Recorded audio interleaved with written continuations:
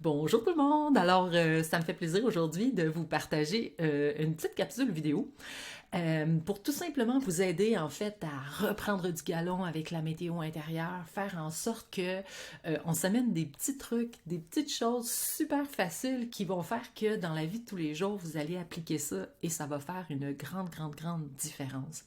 Alors, l'important avec la météo intérieure, en fait, c'est justement créer des petites actions, mais avec beaucoup de répétitions dans le temps qui vont faire que de plus en plus, ben, les élèves vont développer de la maturation émotionnelle, mais aussi c'est que vous-même, en tant qu'adulte, vous allez être davantage dans le ressenti, ça veut dire, c'est-à-dire ce qui se passe à l'intérieur de vous. Vous allez avoir de plus de fluidité aussi à accueillir les hauts et les bas, la luminosité comme l'obscurité. Alors, vous savez à quel point c'est super important cet accueil émotionnel-là pour vous avant tout.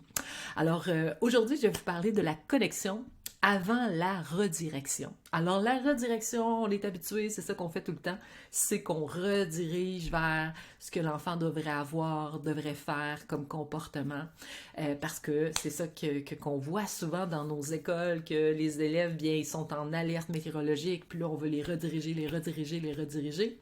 Mais à quel point il faut mettre de l'importance sur la connexion. La connexion, en fait, justement, on va y aller avec 3 étapes super simples qui vont vous aider en fait à vous dire OK, j'ai-tu fait ma connexion, mon reflet, puis j'ai-tu écouté l'élève. Et après ça, on pourra peut-être rediriger, mais je pense qu'au point 3, déjà, l'élève, il va avoir l'esprit tellement plus apaisé, plus calme, plus détendu. C'est lui-même peut-être qui va trouver Ah, je devrais faire ça. Ah, je devrais aller là. Ah, je devrais dire ça. Ah, je devrais. Hein? Donc, la redirection, souvent, c'est encore plus fun quand c'est l'élève qui le trouve tout seul, mais souvent, quand il est dans un état météorologique extrêmement puissant, intense en tant que crise, ben souvent, il n'y a pas grand-chose à faire, surtout pas lui dire qu'est-ce qu'il devrait faire ou qu'est-ce qu'il devrait être en lui formulant une redirection. Alors, on va aller voir ces 3 étapes-là. Alors, la première étape qui est super importante, quand l'élève, justement, est en tempête, il y a l'alerte météo qui sonne, il y a de l'instabilité, ou là, vous sentez ça venir, c'est super fragile. Première chose à faire, c'est la connexion.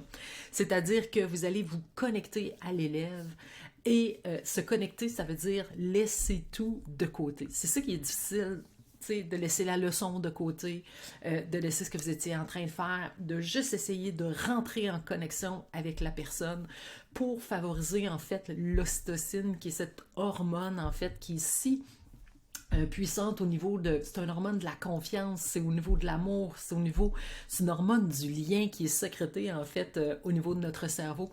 Et puis en fait, ce qu'on souhaite en premier temps, c'est d'entrer en connexion avec l'élève, mettre tout de côté et être là pour lui. Connecté. Alors, c'est comme si, en fait, j'ai mis les 2 planètes, là, la grosse planète qui est peut-être nous, parce que nous autres, on est des adultes, il paraît qu'on a ça X large, puis là, j'ai mis la plus petite planète pour l'élève, mais voyez à quel point, là, imaginez-vous, vous êtes en connexion, vous rentrez en résonance, puis ce que vous voulez, c'est par le regard, c'est par la voix douce, c'est la main sur l'épaule, si ça se fait, peut-être que ça se fait pas parce que l'élève est trop dans le vent ou trop en réaction émotionnelle, mais sachez que ce qu'on veut là, c'est fabriquer cette ocytocine-là qui est là, qui fait du bien, mais aussi pour vous aussi en même temps, c'est important. Donc, connexion. Deuxième chose, ça va être le reflet. C'est-à-dire que ce qu'on pense, là, c'est 100% par rapport à l'enfant. Oubliez comment vous vous sentez là-dedans. Faites juste vous dire, OK, c'est quelle émotion qu'il vit, cet enfant-là. Puis en même temps, c'est que ce qui est important aussi, c'est de vous dire à quel point, en fait, c'est comment on va vivre l'expérience avec l'enfant. Parce que souvent, quand l'enfant va nommer qu'est-ce qu'il vit comme expérience, ah, par exemple, mon ami, il m'a enlevé mon affaire, ou ben j'étais dans le cours de récréation, il m'a frappé. Puis, tu sais, si vous écoutez l'enfant, puis vous faites le reflet en ayant comme ah, je sais, qu'est-ce qui se passe pour toi, tu sais, puis vous avez comme une voix de psy, excusez-moi s'il y a des psys qui écoutent, là, mais je fais juste rire, tu sais, là, la voix super délicate, tout ça, essayez d'aller comme faire le reflet avec l'émotion que l'enfant vit. Et là là!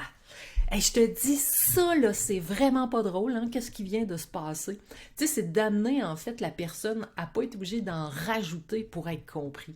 Parce que souvent, c'est comme, de un, on n'est pas connecté. On veut tout de suite rediriger l'élève. Fait que l'enfant, il se sent pas compris. Puis de deux, ben, le reflet, il est pas là pantoute. Fait que là, l'élève, souvent, il est obligé d'en rajouter en décharge émotionnelle pour dire, gars, c'est comme ça que je me sens. Mettez-vous à la place de la personne. Si, par exemple, vous vivez une situation d'urgence, puis la personne vous regarde, puis elle dit, ah, je sais ce que tu vis, ça doit pas être vraiment drôle. Ou la deuxième personne qui dit, oh my god, hey, ça c'est pas le fun, ça, quand ça arrive, je te comprends tellement.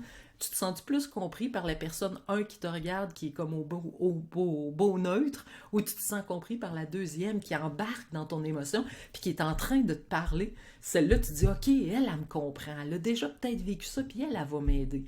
Fait que j'aurais pas besoin d'en rajouter, parce que souvent, c'est l'argumentation après qui embarque pour se faire comprendre, pour se faire... Tu vas-tu comprendre qu'est-ce que je suis en train de vivre comme émotion? Va te le faire sentir, parce que toi, tu le sens pas, là. Donc, c'est pour ça que c'est important de se dire à quel point le reflet qu'on fait avec les élèves, avant, on est en connexion.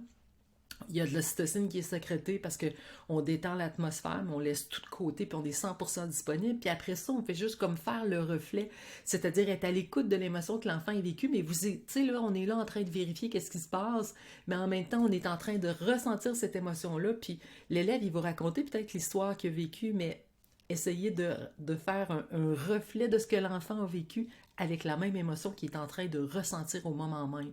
Fait que vous êtes vraiment en connexion très grande avec l'élève. Troisième chose, c'est l'écoute.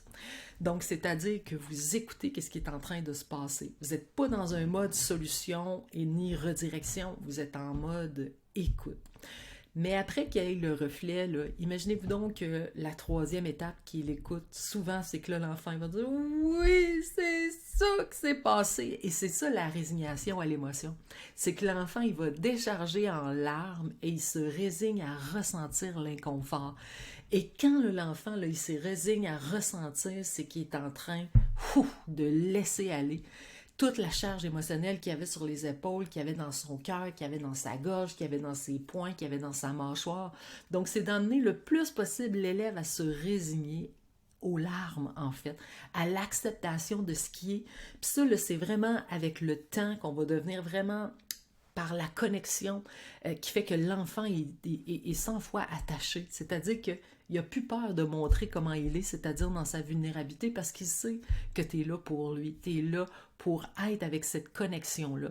Mais c'est sûr que si vous êtes déjà tout le temps dans la redirection, vous ne faites pas de connexion, pas de reflet, pas d'écoute, puis ben là, je te l'avais dit qu'il fallait que tu fasses ça, puis là, tu ah ouais, dehors, dans le corridor, puis appelle la psychoéducatrice pour que l'élève s'en aille, et tout ça. Fait, il y a zéro connexion.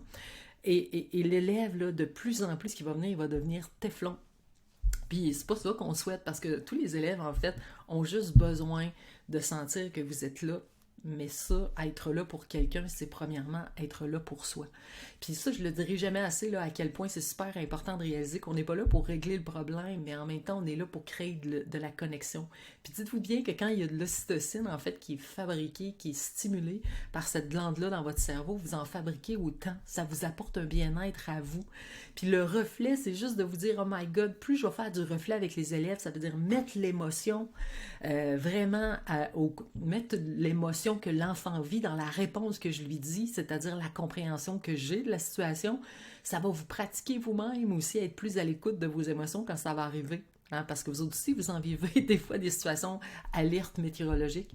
Puis plus, en fait, vous allez voir des enfants se résigner à vivre l'émotion, ça va vous inviter tellement à le faire. Pas nécessairement devant les élèves, mais non, avec vous-même, avec vos conjoints, conjointes, avec vos enfants, vos amis. Et c'est ça qui est important. Alors, voici ce que j'avais le goût de vous partager aujourd'hui, l'importance de la connexion avant la redirection. Eject la redirection, là.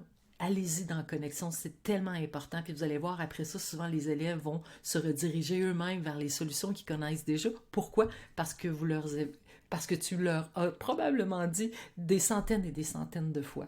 Mais pour que l'élève en arrive à ça, souvent, il a juste besoin d'être connecté. Alors voilà ce que je voulais vous partager en souhaitant que ça fait du sens pour vous, que ça vous donne un petit vent chaud dans le dos pour vraiment vous faire comprendre à quel point c'est important de mettre les émotions au cœur de nos écoles québécoises, de nos institutions en fait, parce que plus on va développer l'éducation émotionnelle, plus finalement on va amener une transformation incroyable dans toute cette humanité qui a tellement besoin. Bye bye tout le monde!